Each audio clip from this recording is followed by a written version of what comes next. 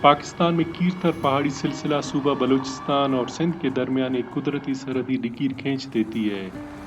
310 kilometre तवील ये पहाड़ी सिलसिला दरिया मूला के जुनूब से शुरू होता है, जो कि बलूचिस्तान के मशरक़ वस्त से होता हुआ कराची के गांव मुबारक कोट के नज़दीक बहरा अरब पर इख्तिताम पजीर होता है।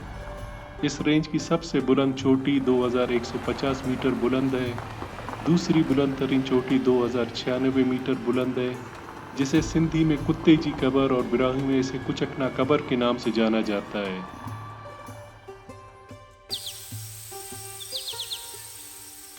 अपनी मुनफरिद खूबसूरती के साथ साथ इन पहाड़ों से कई खूबसूरत आबशार बहते हैं, जिनके आसपास कई देहात आबाद हैं। कीरथर पहाड़ों के रिहायशी बुनियादी तौर पर भूतानी कबीले के छुट्टब अक़वाम से ताल्लुक़ रखते हैं।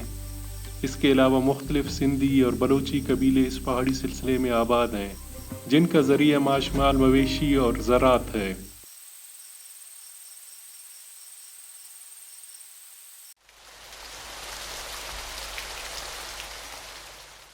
आज का वीडियो पीर इब्राहिम आबशार के मुतल्लिक होगा, जिसमें हम आपको पीर इब्राहिम गांव की तारीख़ के बारे में बताएंगे, इस जगह की सैर और वहां पे मौजूद सहूलियात, चश्मे के पानी से बने कहवा चाय और दोस्तों के साथ मटन पुलाव का तजुर्बा आपके साथ शेयर करेंगे। पीर इब्राहिम जाने के लिए हमने रात को मीरान बलोच के साथ खुशदार में क़याम किया, ताकि सुबह सवेरे अपनी मंजिल की तरफ रवाना हो सकें। नाश्ते में अंडा पराठा के साथ अगर आपको दूध पत्ती चाय मिल जाए तो पूरा दिन खुशगवार गुजर जाता है।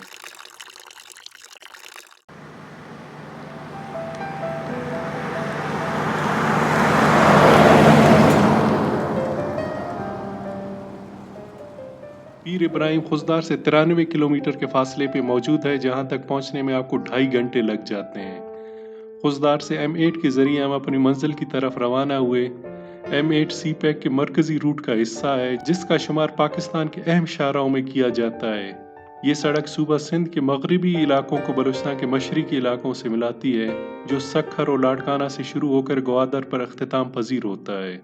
892 किलोमीटर तवील शाहरा का काम जुज़वी तौर पर मुकम्मल हो गया है, जबकि 146 किलोमीटर होशाब, आवारान और खुशदार सेक्शन का काम बहुत जल्द शुरू होने वाला है।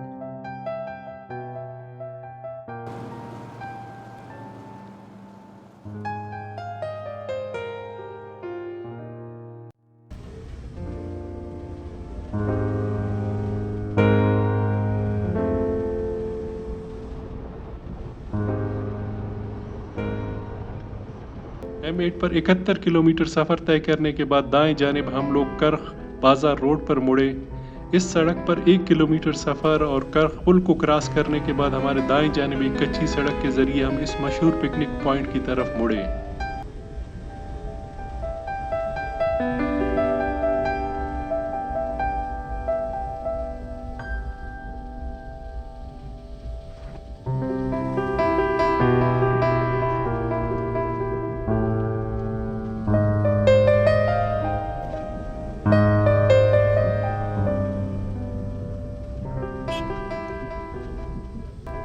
बाईस किलोमीटर पर मुश्तमिल ये कच्ची सड़क नहायत खूबसूरत मनाजिर पर मुश्तमिल होता है। सफ़र के दौरान आसपास पहाड़ों में चरवाहे अपनी रेवड़ के साथ दिखाई देते हैं। अगर आपके साथ वक्त है तो आप इनके साथ महफिल के साथ साथ ताज़ा बकरी के दूध से बने चाय से लुत्फ़अंदोज़ हो सकते हैं।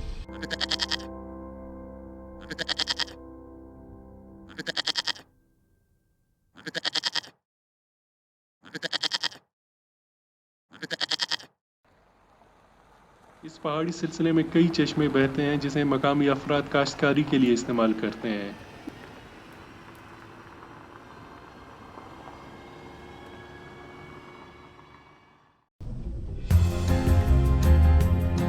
इस दुश्वार सड़क पर जूं आप ऊंचाई की तरफ सफ़र तय करते हैं तो आपकी रफ्तार और कम हो जाती है। कुछ जगहों पर आपको गाड़ी से उतरकर पैदल सफ़र करना पड़ता है, ताकि गाड़ी इस मुश्किल चढ़ाई पे आसानी से चढ़ सके। तकरीबन हम लोग 20 मिनट से वॉक कर रहे हैं एक चढ़ाई पे, तो वो थोड़ी सी उसकी जो ऊंचाई है बहुत अच्छे खासे हाइट पे, ये सबसे बड़ी ऊंची चढ़ाई है जिस पे जा रहे हैं। तो आप सांस भी ऐसा लग रहा है कि फूला हुआ है।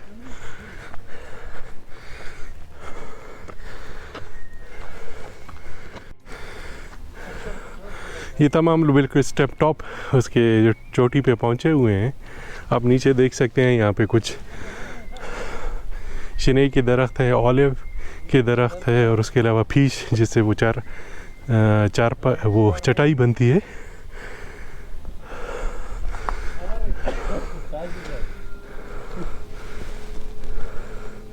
ابھی ہم آگے یہیں سے پھر تقریباً آدھا گھنٹہ اور لگے گا ہمیں اپنے پوائنٹ تک پہنچنے میں.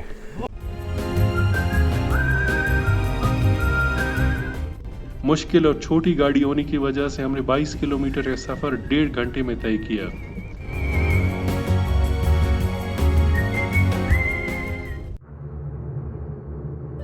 گاؤں میں داخل ہونے سے پہلے مائی ڈراکی کی قبر آتی ہے جو کہ سڑک کے دائیں جانب موجود ہے.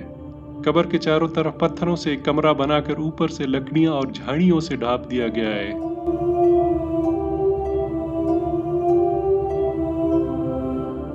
قبر کے اوپر مزری جسے مقامی طور پر پیش کہا جاتا ہے کہ پتوں سے بنائی گئی چٹائی بچھائی گئی تھی. مقامی افراد کے مطابق مائی ڈراکی پیر ابراہیم کی ماں تھی. ہم لوگوں نے قبر پر فاتحہ خوانی کے بعد اپنی منزل کی طرف روانہ ہوئے. یہ ہم لوگ ابھی جنگل میں ہیں. یہ جو درخت ہے آپ اس کو یہاں پہ لوکل ہم لوگ براہوئی میں پیش بولتے ہیں, جس سے چٹائیاں, جھاڑو, رسی اور اس کے علاوہ جو جھونپڑی ہیں ان کے چھت بنانے کے لیے استعمال کیا جاتا ہے. تو یہ آپ ان کی ہائٹ دیکھ سکتے ہیں. فرسٹ ٹائم میں دیکھ رہا ہوں کہ اتنے اونچے اس ہائٹ کے یہ پیش کے جو ہیں درخت نظر آ رہے ہیں. تو ابھی ہم لوگ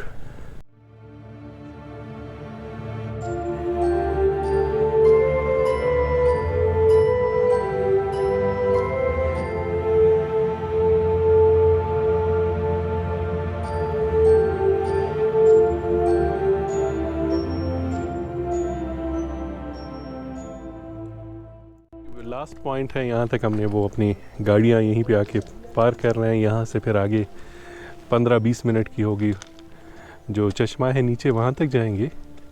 تو سامان وغیرہ ہم اپنا سارا ساتھ لے جا رہے ہیں اور کھانا وغیرہ وہ ہم لوگ نیچے بنائیں گے. یہ کہہ رہے ہیں پہلے یہاں پہ پانی اچھا خاصا بہہ رہا ہوتا تھا, ابھی تھوڑے سی کم ہو گئے لیکن پانی ہے اچھی خاصی.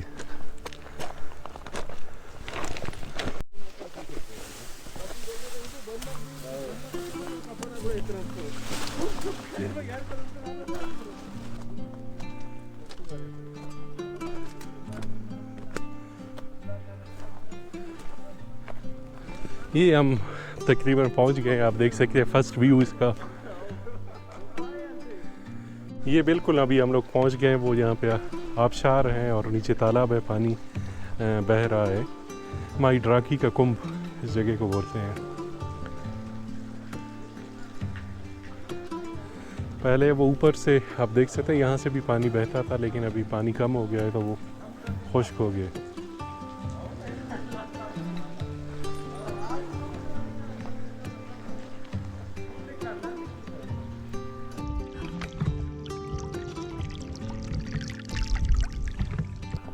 یہ عبداللہ ہمارے لیے لکڑیاں لے کر آ رہے ہیں اپنے گھر سے, جس پہ ہم لوگ مٹن بریانی بنائیں گے.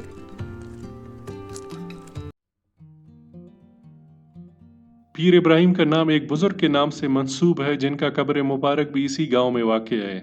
پیر ابراہیم گاؤں 2 حصوں پر مشتمل ہے. پیر ابراہیم بالینا اور پیر ابراہیم زیرینا کے نام سے جانا جاتا ہے. یہ خوبصورت گاؤں ضلع خضدار کے تحصیل کرخ میں واقع ہے. 2017 کے مردم شماری کے مطابق یہاں 99 گھرانے آباد ہیں جو کہ 561 افراد پر مشتمل ہیں. مقامی افراد 2 کلومیٹر طویل چینل کے ذریعے سے چشمے کے پانی کو گاؤں تک لاتے ہیں تاکہ اسے اپنے روزمرہ استعمال کے ساتھ ساتھ آبپاشی کے لیے استعمال کر سکیں. جب یہ پانی استعمال میں نہیں ہوتا تو اسے ندی میں چھوڑ دیا جاتا ہے جو کہ مائی ڈراکی نا کنبھ کے مقام پر 45 فٹ اونچائی سے گرتی ہے تو ایک خوبصورت منظر پیش کرتی ہے. پیر ابراہیم اسی آبشار کی وجہ سے مشہور ہے جو کہ بلوچستان کے خوبصورت سیاحتی مقامات میں شمار کیا جاتا ہے, جو کہ مائی ڈراکی نا کنبھ سے جانا جاتا ہے. کنبھ سندھی زبان میں گہرے تالاب کو کہا جاتا ہے. روایت کے مطابق مائی ڈراکی اس تالاب کے پاس ہی رہائش پذیر تھی, اسی وجہ سے اس تالاب کا نام مائی ڈراکی نا کنبھ پڑ گیا ہے. ایک تھکا دینے والے سفر کے بعد اگر آپ کو صاف شفاف میٹھے چشمے کے پانی سے بنی قہوہ چائے اور مائی ڈراکینا کم کے خوبصورت منظر آپ کو تازہ دم کرنے کے لیے کافی ہیں۔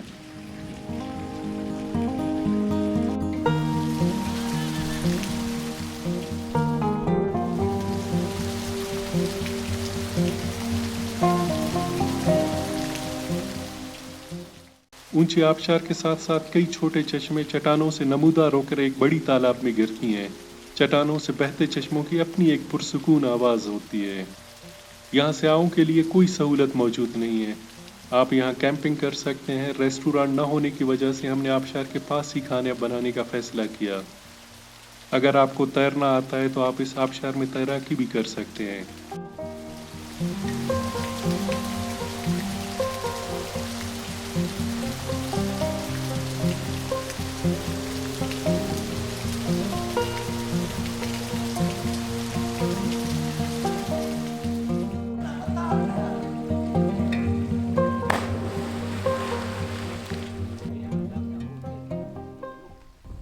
ہمارے کچھ دوست مٹن پلاؤ بنانے میں مصروف ہو گئے تو ہمارے دوست وزیر احمد نے ہمیں پیر ابراہیم کی مزار کی زیارت اور گاؤں کی سیر کی دعوت دی۔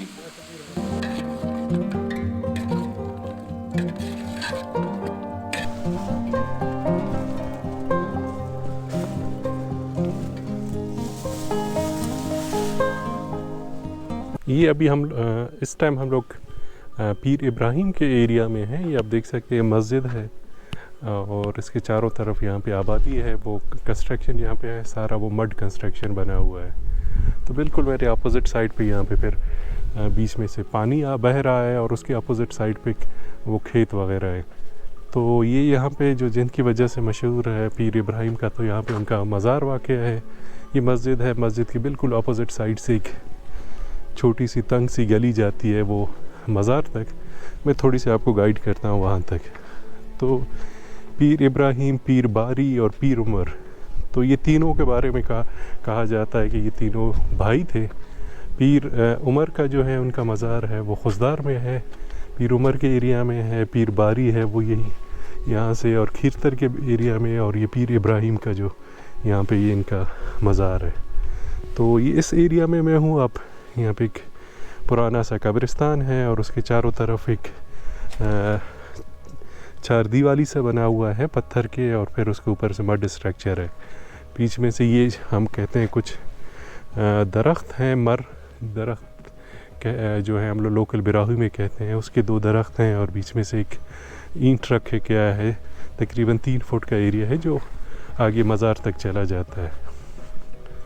جو پیر ابراہیم کا اگر آپ دیکھیں تو ایک کمرے نما ایک ان کا قبر ہے، اور بیچ میں سے یہ آپ دیکھ سکتے ہیں انٹری پوائنٹ۔ دونوں سائڈ پہ انہوں نے مڈ اسٹرکچر کے کچھ وہ بنائے ہوئے ہیں محراب ٹائپ کے، اور اوپر اس کے گول پتھر رکھے ہوئے ہیں، اور آگے ایک چھوٹا سا اس کا صحن ہے۔ یہاں پہ جوتے اتار کے پھر وہ اندر جائیں گے۔ اس کے یہاں پہ آپ سامنے ایک چھوٹی سی قبر دیکھ سکتے ہیں، اور باقی آگے یہ مزار کا آپ کا اندرونی حصہ ہے۔ تو یہ ایک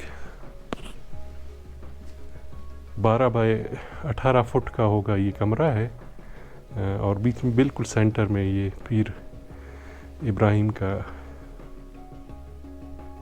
ان کا قبر ہے۔ اور آپ اس کا چھت دیکھ سکتے ہیں، وہ لوکل مٹیریل استعمال کیا گیا ہے اس کے چھت میں، اور تھوڑی سی جو پلستر کیا ہے مڈ اسٹرکچر سے وہ تھوڑی سی ڈیزائننگ اور آرکیٹیکٹس وغیرہ کے۔ میں تھوڑی سی آپ کو جو اچھی چیز اس میں دکھاتا ہوں، یہ دروازہ جو اس کا بڑا پرانا وہ قدیمی سے ایک پرانا دروازہ ہے۔ اس میں وہ میخے لوہے کے لگے ہوئے ہیں، لیکن اس لکڑی پہ آپ دیکھ سکتے ہیں بڑے خوبصورت طریقے سے ڈیزائن کیا گیا ہے۔ تو یہ گول سا ہے، اور اس کے سائڈ پہ یہ پھول بنے ہوئے ہیں سینٹر میں، پھر اسی طرح سے پھر نیچے اسی طرح کے ایک پھول بنا ہوا ہے، اور پھر یہ دروازے کے بارڈر آپ دیکھ سکتے ہو، اور نیچے یہ پورا حصہ یہ پھر سارا اسی طرح سے وہ اس پہ ڈیزائن کیا گیا ہے۔ تو یہ آپ باہر کا ویو یہاں سے دیکھ سکتے ہیں۔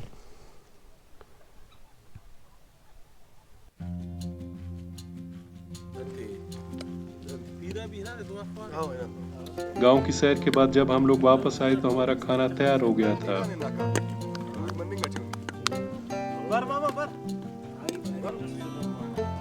سب نے مل کر ایک ساتھ کھانا کھایا۔